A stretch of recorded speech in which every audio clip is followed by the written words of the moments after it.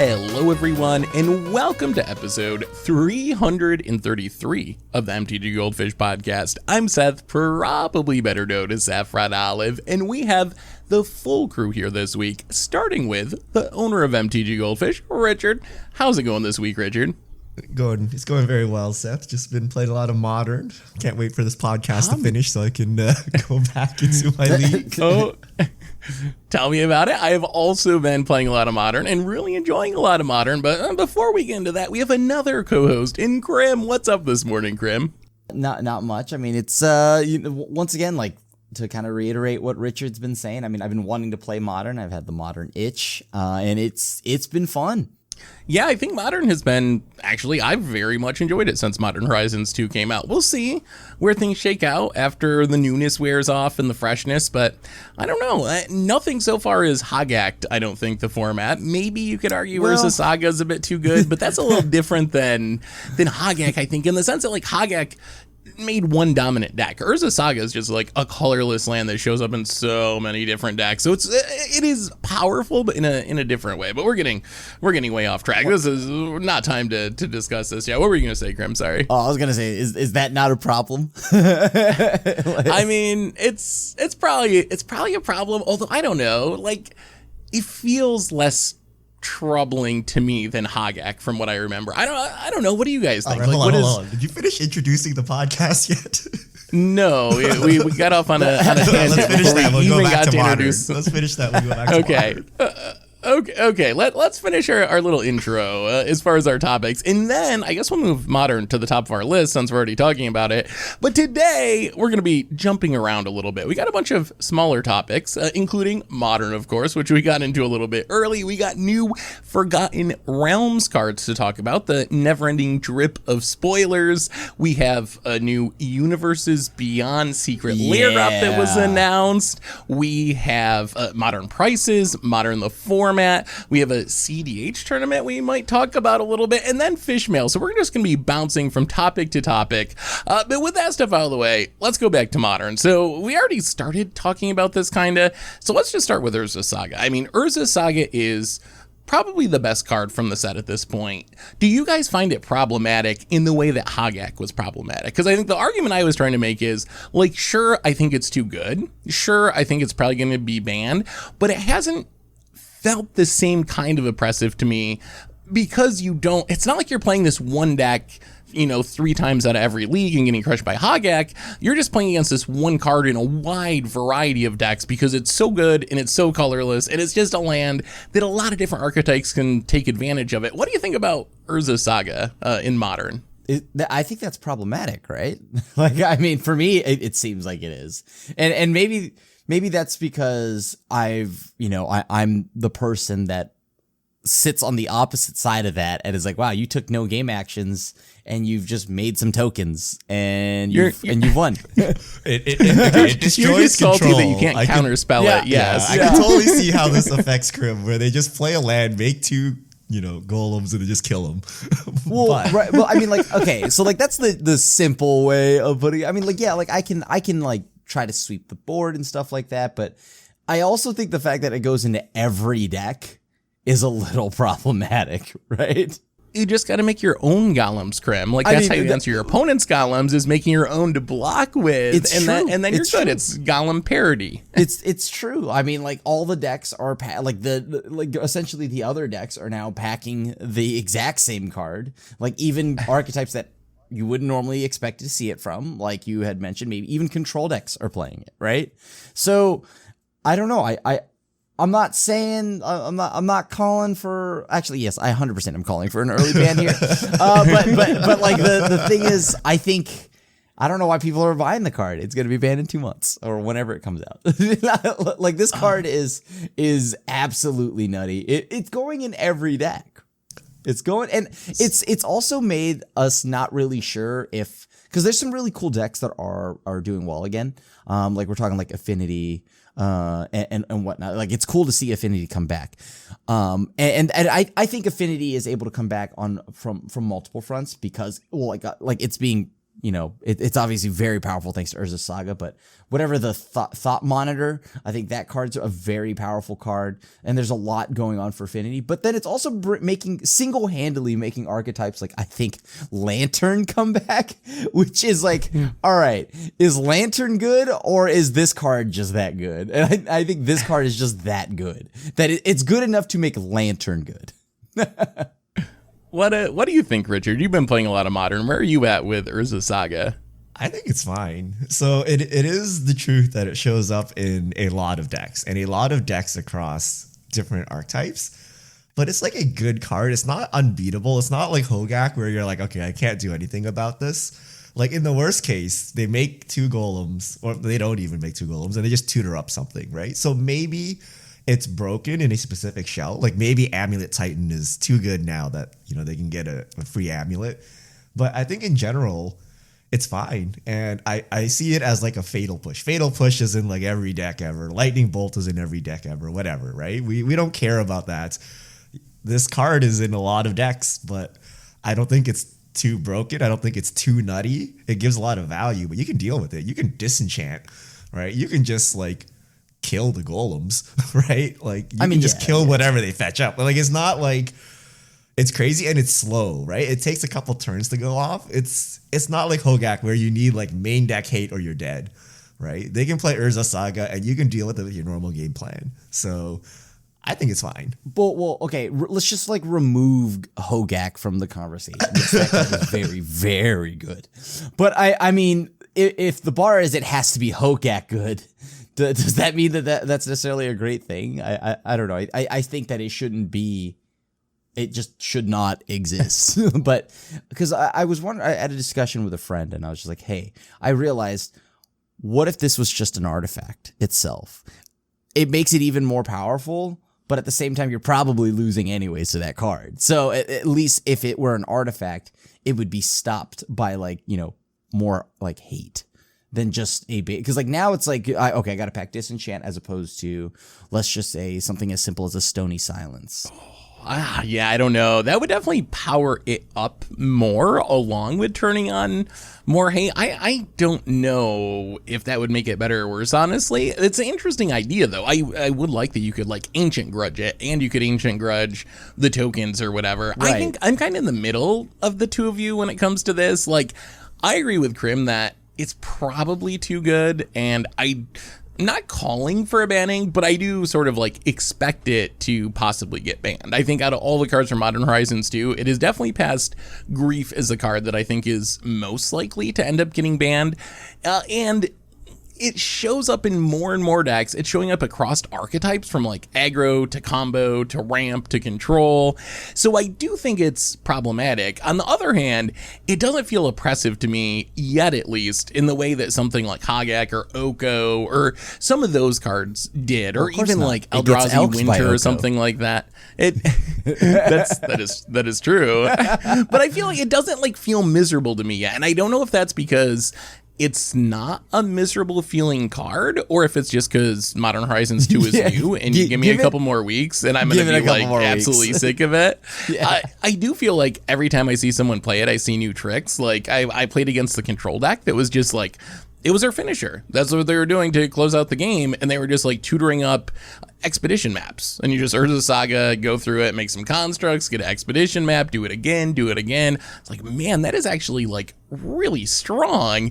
So I do feel like just because so many different decks can take advantage of it, maybe that's where the problem ends up coming in. But I don't know. What do you think about Seth? Like, okay, all the quote unquote problematic decks it's in were dead decks that you didn't see before, right? Thanks to this card, we now have Lantern back in action. We have Affinity back in action. Hammer Time is not a meme deck, right? I don't know if Hammer Time was a meme deck before. I mean, if it was funny. But it's like, it's not like you took the top 5 decks in Modern and they're all playing this card now, right? You took like 5 tier 3 decks somewhere and like here they are, right? So in that sense, I like what it's done, right? Like, and all these decks are using this card differently, right? Some decks are going all in on making the golems.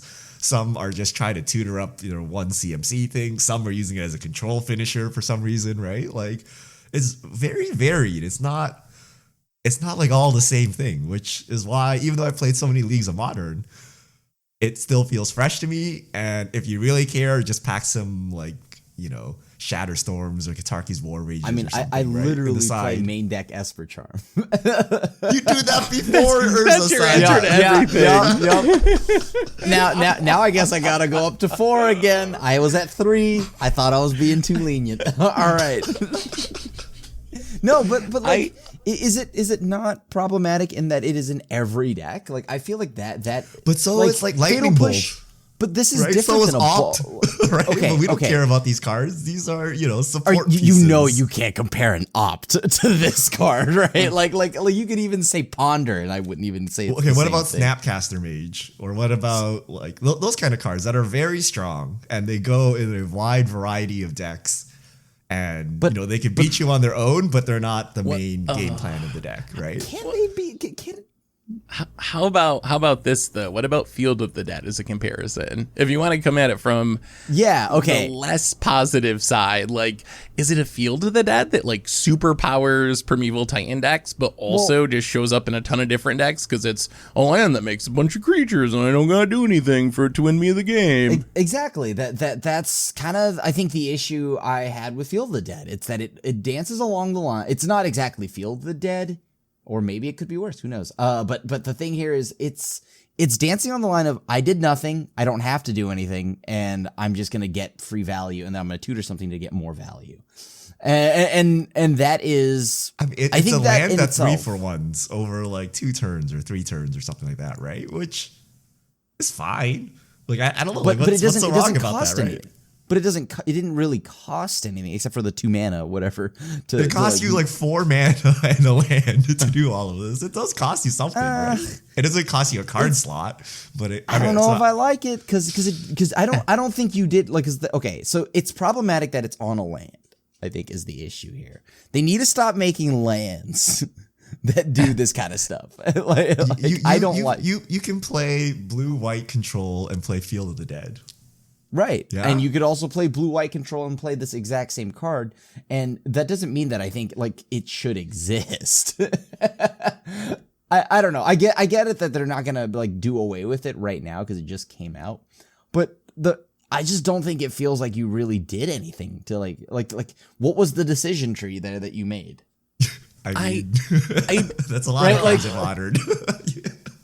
Well, sure. I think that's probably fair too. Like if you stick it to fairy, what decisions are you making? You're just winning. No. There's still like a play to Teferi, right? Like there's actually some play to it.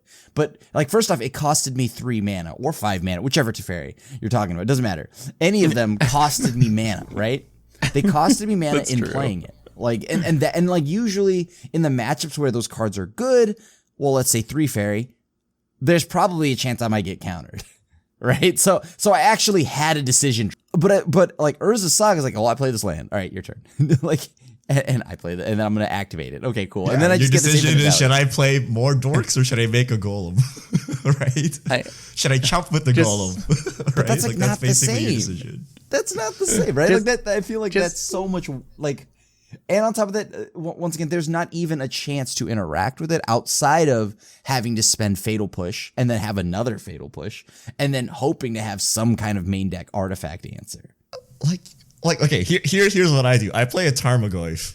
I'm like, cool, 1/1, right? If it's a 9/9, then things are out of control, right? Like, right. It's not oppressive if you have legit creatures. If you have a 5/5, they're like, okay, it's a 2/2 or something, right? Or you get 2 of them, like big deal. You can remove them. Like you can do your normal things to get rid of it. You can't counterspell, right? That's the one thing you're not allowed to do. But you could play your removal, you could play your creatures, you could combo off in face of these like golems. So you can interact with it like the same ways, unlike cards like say Oko or Hogak, where like half of your interaction doesn't work on these things. And you have to put really narrow cards in your deck to like deal with it. Whereas this is just like some dirtly creatures. You're not gonna compare the power level of Urza Saga to some of the best Magic cards ever printed. Like, right? What I'm saying is you can deal with it, right? And maybe they 2-for-1 you with their land, right? But like there are a lot of cards that 2-for-1 me, right? They 3-for-1 you, Richard. They 3-for-1. I don't know. I play like a lot of fair decks in Modern, and like this card hasn't been too problematic for me. But I don't play counter spells. I can see if you have a handful of counter spells why this card is obscenely obnoxious, right? Because you can't do anything about it, right?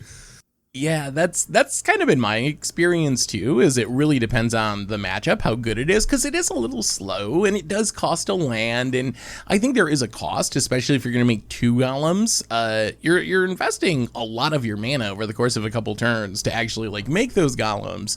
So it's really depended on the deck I was playing. Like I would definitely agree that if you're playing a control deck with a bunch of counter spells, it's going to be really miserable. On the other hand, if you got some creatures and stuff, it's not that bad. I like that it powers up a lot of these fringe decks. I like that like Lantern is back. I like that Hardened Scales is back, or that an Affinity is back.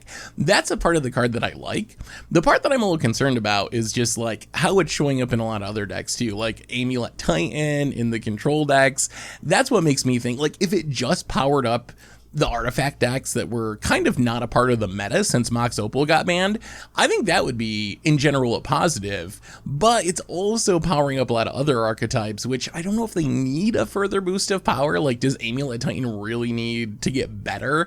I don't know if Amulet Titan needs to get better, so I'm in the middle. I don't find it miserable yet, but I do think, and from hearing people talk about it on like social media, I do think it's probably going to get banned. Like that seems to be the direction people are leaning at this point, and I think it's like super early to ban anything, but I would not be surprised if this was the first domino to fall. But let me ask you guys, is there anything else from Modern Horizons 2 that you think is problematic? Like, is there anything else that's even on your banning watch list? We're a couple weeks in now since the set is actually released and we've been playing it. Is there anything else that you think is going to be a problem, or did Wizards actually like somehow kind of nail it power level wise, and we're going to be okay and not have another like Hogak situation with this set? I think that's the only card that needs a banning out of this. Otherwise, I think the set was awesome. Yeah. What do you think, Richard? I would like to apologize to WotC. I was very skeptical about Modern Horizons 2, especially after Modern Horizons 1. I think we've returned back to the golden age of Modern, where there are like 30, 40 decks you can play. All of them are close enough in power level that they're all equally viable. You can basically jam anything and do well. Color Zoo with Scion of Draco. It's so cool. Tribal Flames, right? Like, there's just so many. Like, I'm playing black-white tokens, right? I'm playing decks from like 5 years ago, and I'm doing very well with them, right? Like, somehow the free spells have managed to like bring balance to the multiverse, and we've somehow fixed Fatal Push. Remember I was complaining Fatal Push is too strong for the format? They fixed it by making all creatures like 5 CMC plus, right? Like Feasting Troll King, Solitude. You can't kill anything with Fatal Push now, right? So I'm like, pretty good, right? Like they've kind of balanced Fatal Push a bit by just making, all these obscene creatures at like 6 CMC, 5 CMC be playable at turn 2. So yeah, I actually think we're in the golden age of Modern. I wouldn't touch anything. I'm fine with Urza Saga, and I'm fine with like Grief and all those cards. I think they've somehow fixed the format such that they pushed out the super fast decks, and everyone else is kind of in the middle now. Yeah, that's kind of been my experience too. I do wonder if the Grief Ephemerate synergy will get old after a while. That's another one that has tended to be pretty popular and show up in, I wouldn't say a whole bunch of different decks, but different builds. There's like Stoneblade builds, there's more Taxi builds. That would be the other thing I would keep an eye on, but I mostly agree with Richard that the format's in a super amazingly fun place. Like, people are 5-0ing with Siege Rhino. That's a sign of a healthy Modern. When someone 5-0s with Siege Rhino and 4 copies in their deck, that's when you know that Modern's in a pretty good place. So I actually think that we're in an amazing place, and I'm shocked. I was hyped for this set. This is the set I was most excited for out of this entire year, but I always had in the back of my mind, like, I don't know, is this gonna break things like Hogak, remember last time? But I feel like we've avoided all the worst case scenarios for a set like this, and Modern's just a ton of fun right now. So I hope they keep making these sets. I'm ready for another one next year, every year. What do you think about could we do Modern Horizons every year, or would that kill the format? I do think at some point, if we do this every year, almost none of the cards before that we played that didn't rotate would eventually just be null, because they would make something better. and then you would have, like, you know what I mean? The whole appeal of Modern is that I didn't have to always update my entire deck. But if Modern Horizons comes out every year, I could see that happening. Like, eventually they'll make something better than Snapcaster. Eventually they'll make something better than, I don't know. For right now, like a Ragavan, you know what I mean? Like I do want to see this happen every year though, and I think it's pretty sweet for the format. Otherwise, like strictly talking about just the format, I think it's really cool. And on top of that, I think both Modern Horizons have been awesome. The last set, the only thing I didn't like was Hogak, and this set, the only thing I don't like is Urza Saga. It was interesting to hear them mention first Modern Horizons was like not really designed for Modern, and that being legal in Modern actually came late in the design process. And this set was designed the entire time with the idea being this is going to be legal in Modern. And I think that shows. Like, I feel like, I don't know. I'm impressed too, because I don't have after the last couple years, the biggest amount of trust with Wizards, like designing cards in a way that isn't going to break things. But this time it worked, and they powered up a ton of weird archetypes. The cards that look scary during spoiler season, for the most part, have proven to be powerful, but not insane. So maybe every year would be a little overkill, but I really hope they keep doing this. Do it every other year or something, because the response from the community has been huge. It's been a great thing for Modern. It adds new cards into Commander like every other set, so I feel like it's a pretty big win, and I would not be surprised that if this ends up being like the best set of the year out of a really hyped year of Magic sets too. All right, so we got a bunch of other topics. The other thing, all right, let's stick with Modern for another quick minute, and then we'll get to Forgotten Realms and Stranger Things and CDH. The other thing we want to talk about as far as Modern is Modern Horizons 2 and the prices of the set. Richard, you were working over the weekend, I think, to get this set EV up on the site. What did you learn about Modern Horizons 2 doing the EV stuff? All right, let me pull up the latest numbers because this changes daily. So if you don't know, since last set, we've been adding real-time EV calculations to the website. So you can find them on the card pages themselves. So for example, if you open up a Modern Horizons 2 draft booster box, you'll see the EV. And then you can also find them on the price list pages. There's a little sealed section where it shows the price and also the EV of the product. And the interesting thing is to look at the booster packs. The booster packs break down the EVs by slot, so you can tell how much the Mythic slot is adding or how much the foil slot is adding and whatnot. But as of today, collector boosters offer insane value at $1,100 compared to a retail price of around $400. Draft boosters are $450 versus $300 retail, and set boosters are $700 versus $250 retail. What this means is that single prices are still really high, right? That the EV versus retail should not be this big of a gap. But it also means if you want to crack boxes, it's not too bad of a time. However, you do need to know that variance is super high, and it may be hard to sell some of these cards, right? Some of the cards are very expensive. They don't move at the same rate as the more common, say, like rare from standard. Yeah, and we've already seen these prices dropping. When I was first looking at the EV, like the middle of last week, so maybe 4 or 5 days ago, set boosters were like $900, so they're down a couple $100 in like 4 or 5 days. Collector boosters, I think, were $1,300, and they're down to like $1,150. Normal draft boosters were like $600, they're down to $450. So we already see those prices declining, and I definitely expect that we will continue to see them decline, especially for like the draft boosters and for the set boosters, maybe to a slightly lesser extent. Collector boosters, I think they're going to decline too, but I think all the random special printings are probably going to mean that they maintain more value than the other booster products. Definitely very tempting numbers though. Like, these are numbers that are making me want to pick up some boxes and crack them, because I feel like in the long term, these are going to be good cards to own. You're getting fetch lands, you're getting a bunch of stuff that's modern playable. So even if prices decline, a lot of these cards are probably going to go back up in price a year or two from now. So it feels like a pretty reasonable investment. The other thing I want to mention about prices is I was looking at Modern Masters 2017 and looking at the fetch lands in specific, and I realized that the actual floor on fetch land prices was release week, which is kind of where we're at now for Modern Horizons 2. And we already see prices way down in price. I think the most expensive ones are like 40 right now, and the cheaper ones are under 30. This might be the time to get your fetch lands. Maybe they go down a little bit more over the next like week or maybe 2 weeks.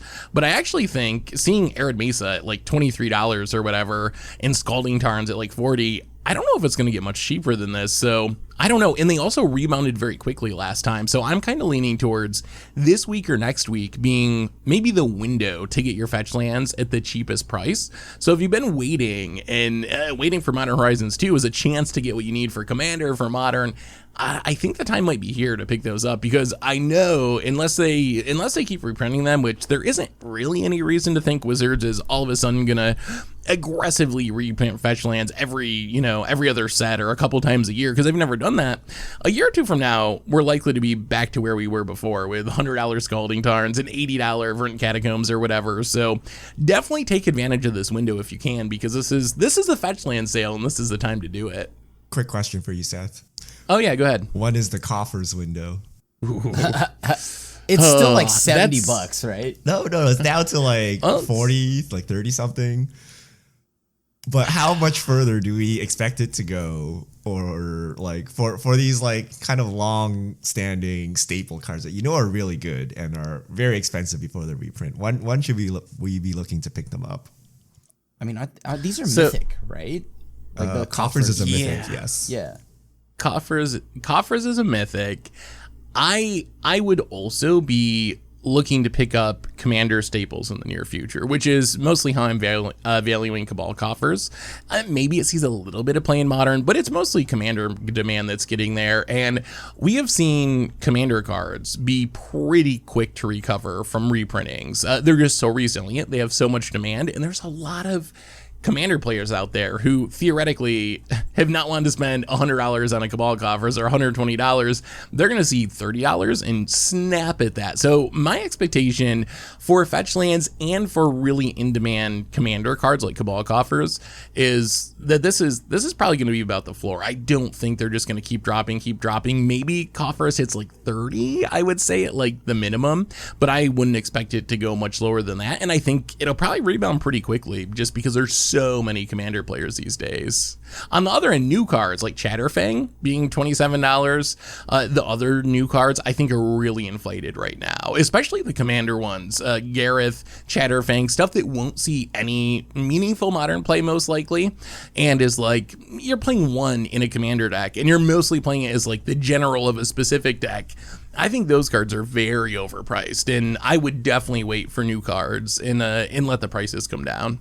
Anyway, before we move on to other topics, Richard, I think we got a sponsor this week. Why don't you tell us a little bit about him? All right. Today's show is brought to you by HelloFresh, America's #1 meal kit. You get fresh, pre-measured ingredients and seasonal recipes delivered right to your doorstep, and you can skip out on trips to the grocery store and have easy, fun, affordable home cooking. So maybe Modern Horizons 2 has just released. You spend all your time grinding leagues on Moto. You don't want to cook dinner. You don't have too much time to do an elaborate cooking session. You don't want to resort to unhealthy takeout. HelloFresh has you covered with quick and easy 15 to 20 minute recipes. There are over 27 recipes to choose from each week, including vegetarian and calorie smart options. My favorite meals so far are the beef bulgogi meatballs, quick and easy, and everything was made right in my oven. So thank you HelloFresh for sponsoring today's episode. Go to hellofresh.com/goldfish12 and use the code goldfish12 for 12 free meals, including shipping. Once again, that's hellofresh.com/goldfish12 with the code goldfish12 for 12 free meals. So thank you, HelloFresh, America's #1 meal kit, for sponsoring today's episode. So let's move on and hit up some other topics. And I think the biggest one is probably we got more new cards. Spoiler season never ends these days. We have the release of Modern Horizons 2 officially this Friday. We're getting more Forgotten Realms spoilers. Not a ton, just a couple. But Richard, why don't you guide us through our new Forgotten Realms cards? All right. 2 new Forgotten Realm cards this week, both at rare First up, we have Flump, 1 and a white. So 2 mana value, 0/4 creature jellyfish, defender flying. When Flump is dealt damage, you and target opponent each draw a card. This seems fun, only because it's a jellyfish. That is pretty much the only reason why I love this. Oh, jellyfish, fun, Crim-like. But other than that, I mean, is this card draw for white? Oh no, it's not. It is not. Please do not play this as card draw in your white decks. Like Flump, I like this card. I think it's cute. Apparently, I didn't really know. I don't know D&D enough, so I don't appreciate some of this stuff. I feel like I would appreciate this set twice as much if I was like Tomer or someone else who really knew D&D, but apparently Flumps are like these creatures in D&D that are just like wander around and are super friendly, and they'll like help your group that is adventuring and give you like the secrets of the bad guys or whatever, because they're just like always listening and they're super friendly. So I think in the context of what a Flump is in D&D, the card's really cute. My question is, couldn't this been uncommon? Like, why? Yeah. Why does this card need to be a rare? Like, symmetrical draw. To me, it looks like a way worse, like Wall of Omens or something. If I was actually going to play it in a competitive deck, and that's an uncommon. So I like the D&D flavor of it, I guess, from what I've learned about it. But as far as actually playing this card, I can't imagine playing it in any format. Maybe like Arcades Commander or something that really cares about walls. But other than that, it's cute, but not very playable in my opinion. Well, yeah, I don't know D&D at all. It's not constructed playable. I don't know you want to be giving your opponent cards in like say Modern or something, right? But I think it's perfectly, is it even Commander playable? I think so. Right? In just like a regular deck? Yeah. Or like I can see in Arcades or something, but like are you just going to jam this in a white deck? Would you give your opponent one card in exchange for drawing a card? I would. So, you know, you're like, oh, nice 2/2 over there. Send it this way. I'll block. We can both draw a card, right? You want to lightning bolt it? If anyone plays lightning bolt, we both draw a card, right? So I think it can be used politically to draw yourself many cards. Wait, and what are you, it's a 0/4. What are you all talking about? How are you ever going to draw cards? I've never even seen this draw effect happen with Notion Thief out. Y'all being your weird. opponent can draw 2 cards. Yeah, okay. I do like the political implications of it. That is cute. I still don't think I would just like play this in a generic white deck though. I don't think I would play it in a generic white deck. If I'm playing it, it's because it's D&D related or it's jellyfish. And I like jellyfish. I think it can be good, but I don't know. It may just suck. You may play it, no one ever attacks, or you're not able to get people to help you draw cards, and it does nothing. But like, if this card's ever stonewalling your opponent's deck in Commander, then I think that's a different issue. So like, this isn't a blocker. But either. if Seth had a 2/2, he would totally attack into this. But you could choose anyone. That's the thing. Like you get to choose target opponent, so you'd have to politicize your way into it, because I would be like, oh, like how do I know you're not going to let Tomer draw or whatever instead of me, or Crim draw instead of me? I think that okay, you're right. That element of play does add a lot of fun to it, that you can politic your way into the card draw. All right, next up we have Tasha's Hideous Laughter, 1 blue sorcery. Each opponent exiles cards from the top of their library until that player's exiled cards with total mana value 20 or more. This card is the business, right? Like I think this card is sick in constructed, and you know what? Maybe even in Commander. Like in the older the format we go, the better this gets, right?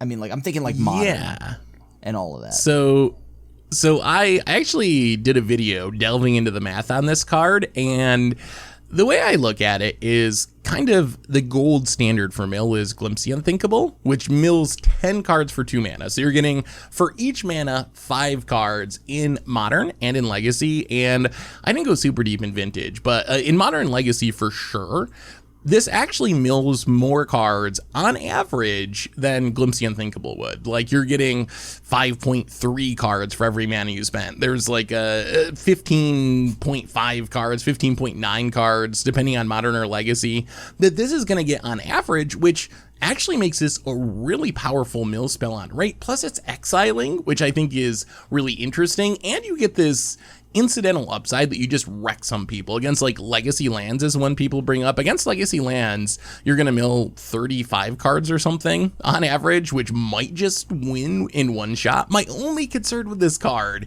it's good enough on rate, it's really powerful, but is exiling a deal breaker? When I know a lot of people are like, well, it's all upside, like I don't get beat by Emrakul now, which is sort of true. You don't get beat by Emrakul now if you're using this instead of a typical mill spell. On the other hand, a lot of mill decks are trying to play like Drown in the Lock, or trying to play Visions of Beyond, or like the Rogue deck in Standard is like trying to mill, not to kill people with mill as much as like to turn on their Into the Stories and turn on their rogues.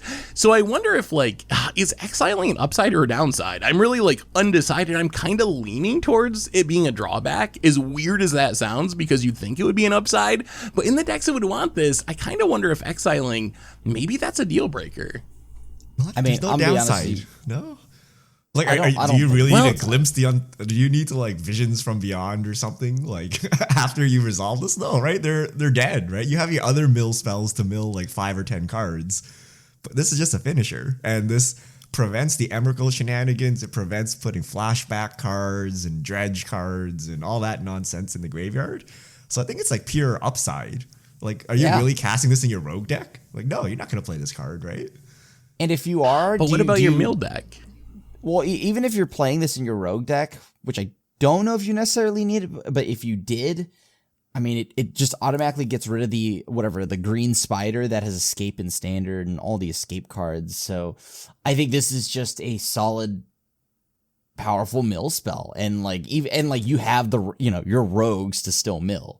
Because you don't need to mill that much more than just to, like, I didn't think I'd say this, but to just have 8 cards in your opponent's yard isn't that hard with rogues. So yeah, maybe I'm overly concerned about that. Maybe it's not as much of a non-bow as I was thinking. Regardless, like, it's definitely powerful. Just like the amount of cards this is going to exile is really high for its mana cost. It's even formatted to get around like Leyline of Sanctity, which is relevant in formats like Modern, and it's formatted so it hits all opponents. I've heard people talking about trying to play this with like Thousand Year Storm in Commander or something and just like exile everyone's deck. What about Commander? Can this show up in Commander at all, or is the average mana value in Commander just too high for this to really be good? I think because this is each opponent is why this card's good. I do worry about the variance of it will be wide, right? I mean, you got to think about like all the mana costs in Commander and whatnot. So like that's absolutely wild. But the fact that it says each opponent and exiles is very good. Yeah, I mean, it's definitely a sweet card. What do you think, Richard? I don't know how many cards you're expecting. Like, even in, like, maybe you can do it in CDH.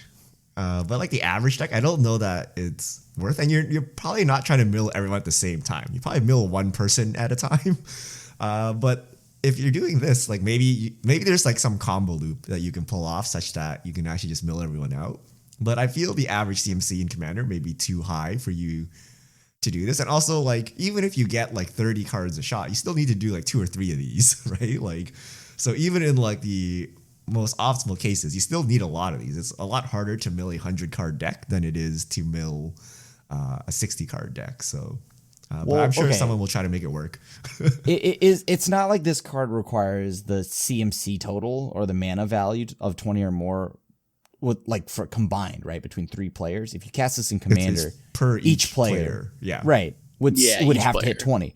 I mean, I think this could be pretty major. It hits a lot of things in Commander and exiles it. So, look, I think this is just even if I have to do this like 2 more times to win, 3 more times, even better if I have Bruvok out.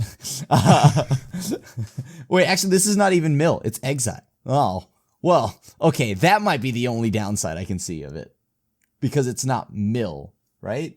It's just exiles the top 20 cards. So, yeah, that might be the only downside, that it doesn't read mill.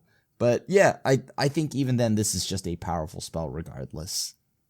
So let's talk about our other announcement from this week, which is a new Universes Beyond layer drop. Last week, we talked about Wizards talking about how there were going to be more unique layer drops. Well, now we know what the first one is. We don't actually know the cards in it yet, but we know that the first one is going to be based on Stranger Things. Stranger Things secret layer drop with exclusive cards. What do you guys think about the choice of Stranger Things as, I guess, our second Universes Beyond exclusive unique card layer drop? It's gonna flip the multiverse upside down. Yeah. Okay, that was a really bad joke. But the thing I've here never is, watched Stranger Things. Oh, I don't great. understand your joke, Krim. oh, even better. Krim explains to the gang TV shows that are after 2000. Wait, does that mean this is no longer a hip show? This is a hip show. I think that, and actually, it's supposed final season, or at least fourth season, is due sometime later this year. And this show is like, I know this is probably going to make people upset, but you know what? I think I live in that world where everybody gets upset with what I say. So, I'm going to say that this has me really, really hyped. I love this drop. I'm happy that they've announced that there's going to be a Magic counterpart, right?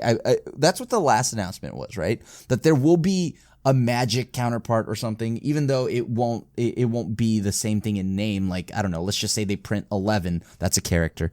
And they'll probably make an 11 counterpart at a later point, even if it's just on the list. However, I think this is cool from what they could introduce into the world of Magic. Like something like, I don't know if they'll bring back World Enchantment, but they could bring back an enchantment or some kind of MDFC with the upside down. All the characters, I'm excited to see all the kids in the show, and I want to see the Demogorgon. And I don't think it's a coincidence that a game or a show that has tons of D&D references is dropping near the D&D set. So, like, as much as I don't know anything about D&D, I know the Demogorgon, but I know it through Stranger Things. And some people will argue that that's not even the real Demogorgon.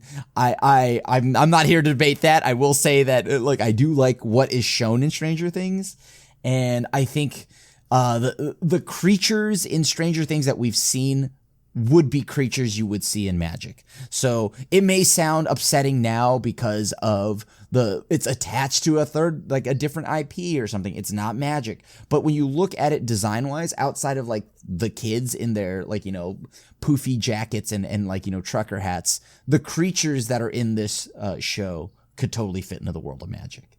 Yeah, I watched the first season of Stranger Things, and I actually really liked it. The second season, Seth, I watched part this? of, and I watched the first season, part of the second season, and then kind of just fizzled out. Not because I didn't like it, but just I started watching other things and never went back to it. But I do like Stranger Things, and I don't think it's that awkward of a fit. Like, as you mentioned, it's about D&D. The people who created Stranger Things are also big Magic players. I've heard that they wanted to have it be Magic, but Magic didn't exist in the 80s when the show was set, so that's why they went with D&D as kind of the theme of the show. So I think it actually is kind of sweet. My expectation is it's probably going to be a couple months until they actually release it.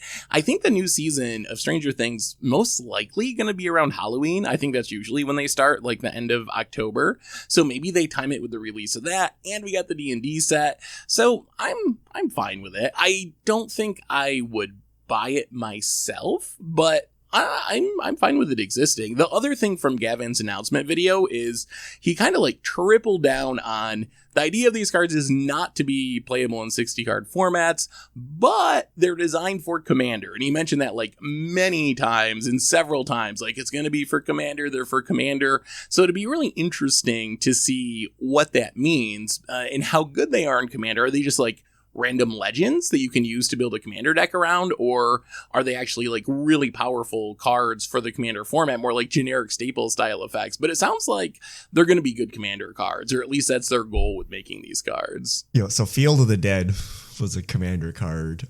Corvold was a commander card or brawl card. So I don't know how much stock I'd put into this. But here's the real question. Should I watch Stranger Things? Is this marketing tactic gonna work? Okay, wait. Let me put this out. So I've heard of Stranger Things, obviously. I don't watch it because I don't watch scary movies. Okay, I will never, ever watch The Exorcist or The Conjuring or any of those movies ever. That would literally wreck me. Okay, so I would never watch that. Should I watch Stranger Things? Okay. Well, I'll be. If you're asking me, I will tell you. It is nowhere near the level of scary that The Exorcist is. And The Conjuring, Richard's all jump scares. I don't know why that's scary. Just the concept of it, right? Like, I don't need to be trying to go to sleep at night thinking there's like a freaking poltergeist in my closet. Okay, I'm never gonna fall asleep. Okay. Would you like E.T.? E.T.'s fine. Did you? I watched E.T. Okay, so you like E.T.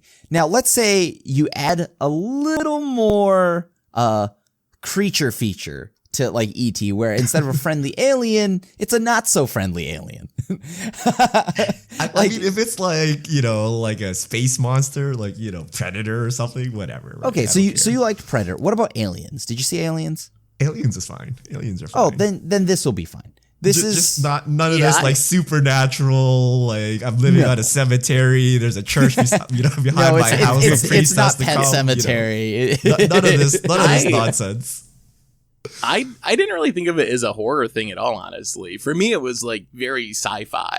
Is kind of like a 80s and a lot of 80s references, but like some weird nostalgic like 80s sci-fi type theme is what it was for me. I didn't get much of a horror vibe at all. I guess if I really think about it, there's like some scary-ish stuff, but not. I didn't think of it as horror at all. It was more sci-fi. Yeah, like if you're a fan of like, as I this might sound like a joke, but it is just a little bit of a saucier E.T., I think, because they still keep it enjoyable, right? Because there's it's centered around a group of kids, and it's not supernatural. It's more of other realms and whatever universes and stuff like that. Okay, kids are the scariest things. Okay, like I don't know. True. You made it true.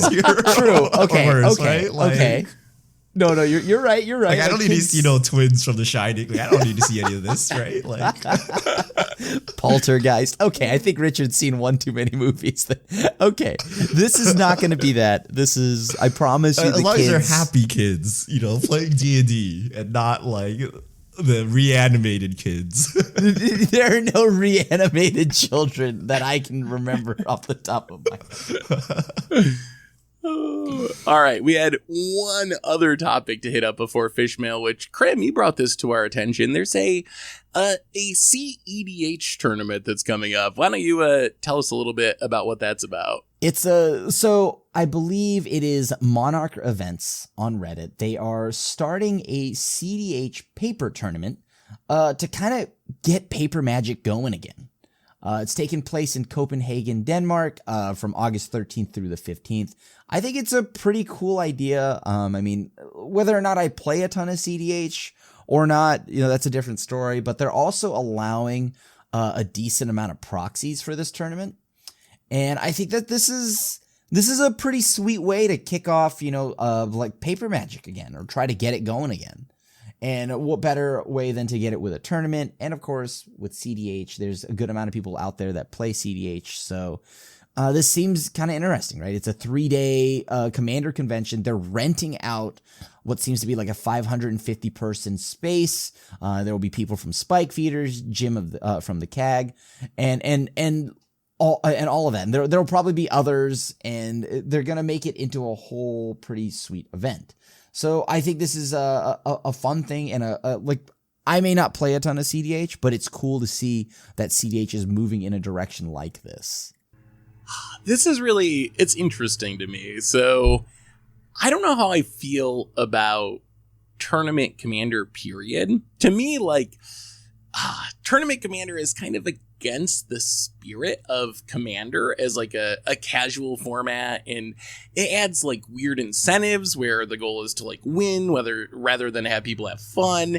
So I have very mixed feelings about just the idea of commander tournaments in general, and this makes me think like, and it's something I brought up before, maybe CEDH should just be its own format. Like, maybe it's just its own thing, and it has its own ban list, and it can function without having to deal with, Wizards or the rules committee, and they can manage the format in a way that's going to be best for them. Because I don't know, like, I think this sounds like a really cool thing if you're into CEDH tournaments, and it's awesome to see Paper Magic returning. I love that they're allowing proxies for some cards. Like, all that stuff is really cool.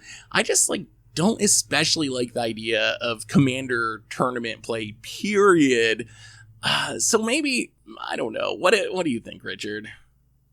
So if I lived in Copenhagen, I would 100% go to this, right? I would go to a CDH tournament before I go to a modern tournament or a standard tournament, simply because it's hard to play CDH, right? Like, this is a really sweet gathering of CDH players.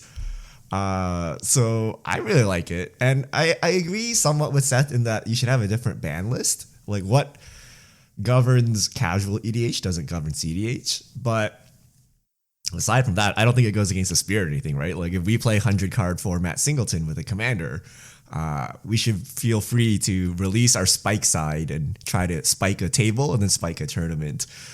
So I actually really like that aspect. Like, CDH has been, kind of like on the fringe. It's not as popular as casual commander, but to have an actual, like, legit Grand Prix style tournament is really exciting.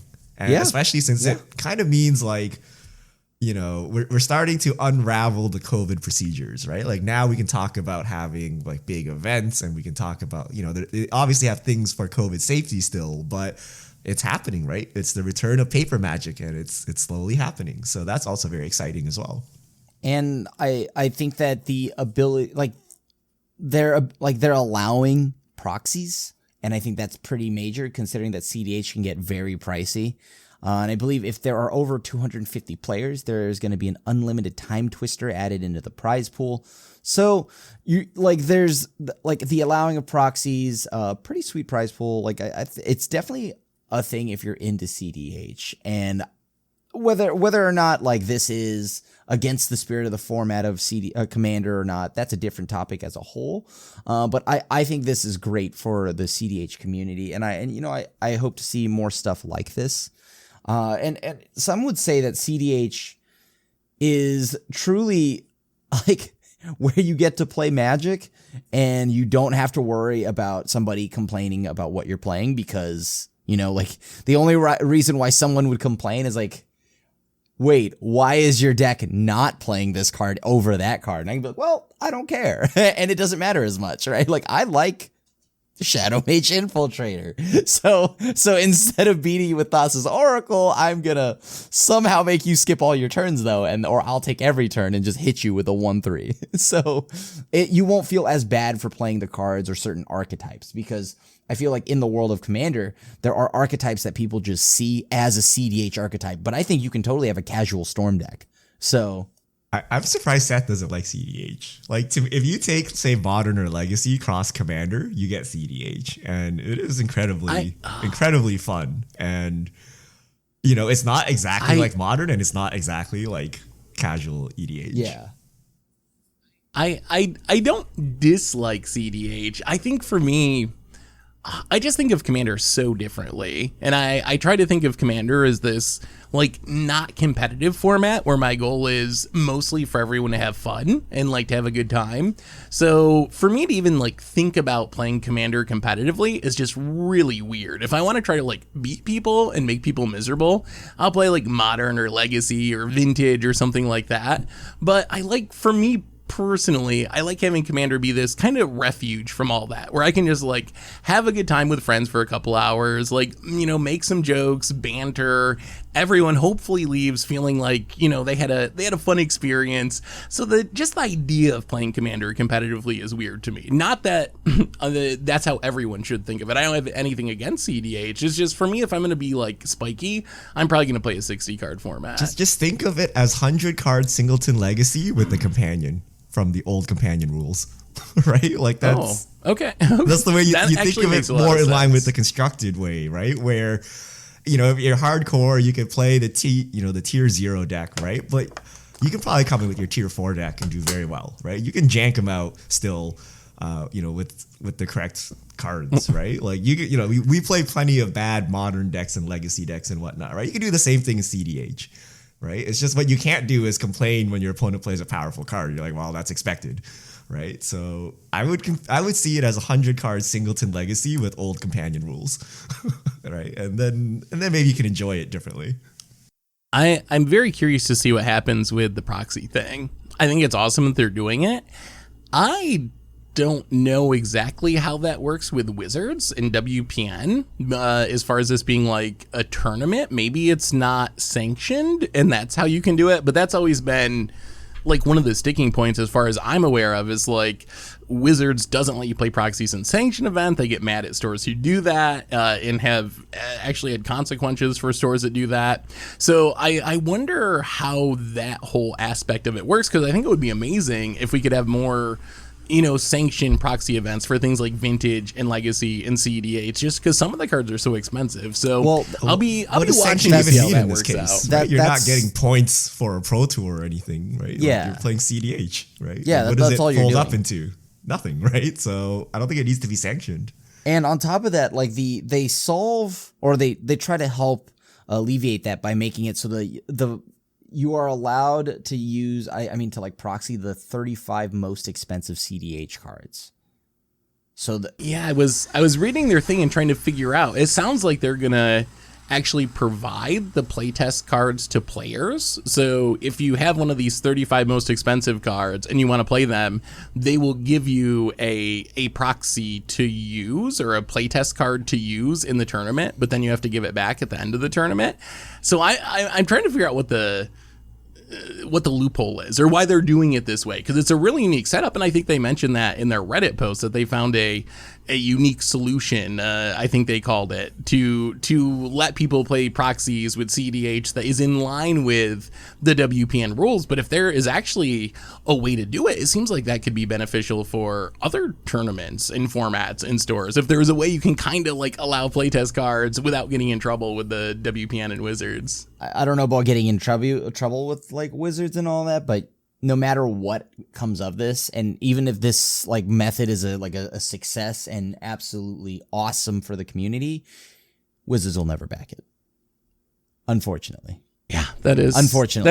That is true. I mean, Wizards, they're never going to fully support proxies. Right. I don't think. I think the best case is they look the other way, right? They'll not police proxies. Yeah, I think that's the best outcome, is Wizards just takes a handoff approach, but I don't think they're ever going to say, hey, feel free to play proxies in your Vintage deck or whatever. I don't think that's Wait ever for secret layer happen. Proxies. Oh. Not legal and sanctioned play, but here you go. Honestly, I would take that. Just print me a run of gold bordered, right? Yeah. Which they said they wouldn't do for reserve lists, but I don't know, right? Maybe they changed their mind on it. Anyway, I think those are all our topics. We got a couple minutes left. Richard, why don't you shoot us a fish mail or two? All right. If you have questions, send them to @MTGGoldfish with the hashtag MTGFishmail, and we'll get to your questions on air. The Bryce is right. A few weeks ago, Saffron Olive mentioned a decline in the number of animations on Magic Arena. Do you think there's a chance that this is because the animation team is working on porting Arena to VR? I mean, look, yeah, I'm sure that is probably it. I don't VR I do not know if I would want to live in Wizards reality. Yeah, if VR happens before a spectator mode, I'm going to be very upset. But the thing is, at the same time, I watched Yu-Gi-Oh growing up. If they're telling me they're making dual discs for Magic, I'm alive for that. So at the same time, hell yeah, bring it on, WotC Overlords, if you're going to make dual discs. My guess would be that they're spending a lot of effort on all the versions of cards. I think that's something that is maybe a difference. So we're getting like all the mystical archives or something that a typical set wouldn't have. So maybe the time that would have went into making more innovation or animations in a set like Throne of Eldraine, maybe that's getting spent programming, designing, doing the art for something like Mystical Archive. So I don't know. Virtual reality Magic Arena would be sweet, but I have not heard anything suggesting that's in the near future or even being worked on at all, honestly. Yeah, they're going backwards here. They should be releasing more animations, like the flashy stuff that new players like to see. But maybe they're being big brain and they actually are cutting the animations because they're working on something even bigger than animations, which would be VR. But given Wizards' track record, I don't think they're that forward thinking. I don't think they're planning for like, oh, how do we play Magic in the Matrix? I don't think they're thinking like that. So probably not. Okay. From some guy on Twitter, is this hate card playable? 1 mana artifact. If an opponent would put 1 or more cards on top of their library, exile those cards instead. Pay 2, tap, target player scries 1. Maybe call it Relic of Crim's Tears. Wait. Relic What of does this Crim's do? Tears?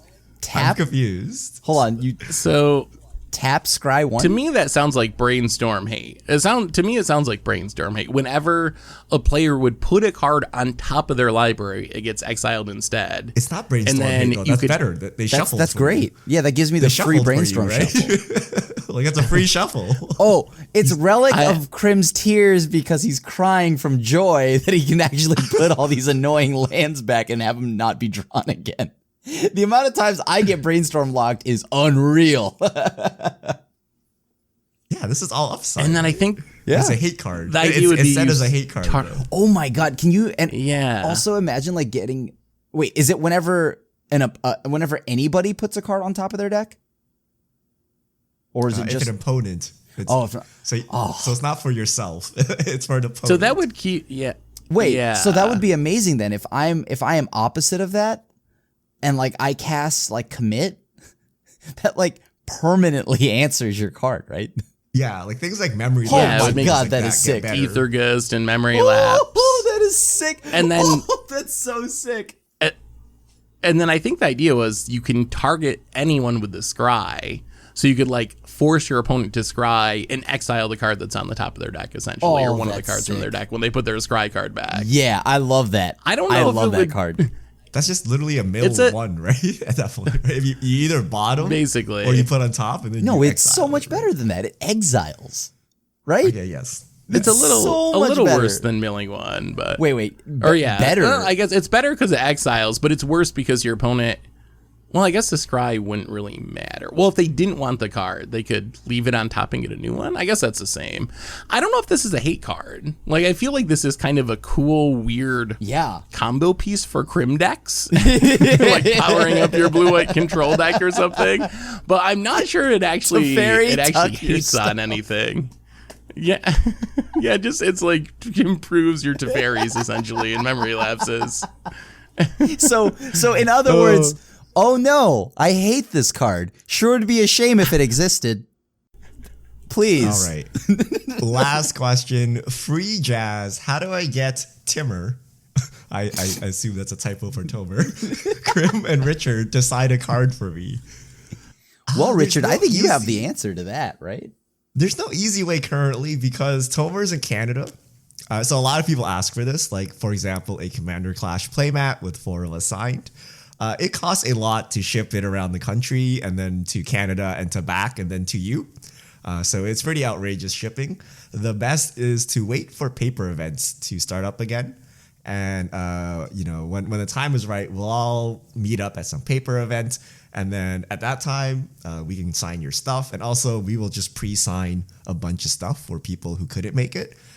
So we're just waiting for the next GP Vegas or something, Magic Fest Vegas when they return.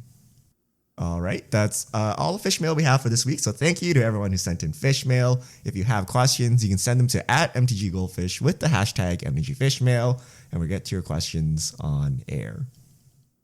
And I believe that brings us to the end of episode 333 of the MTG Goldfish podcast. So, Richard Krim, thanks for hanging out. Thanks to everyone for listening. And we will be back next week to talk about whatever goes down in the world of Magic. So, until then, have an amazing week, everyone. And this is the crew signing out.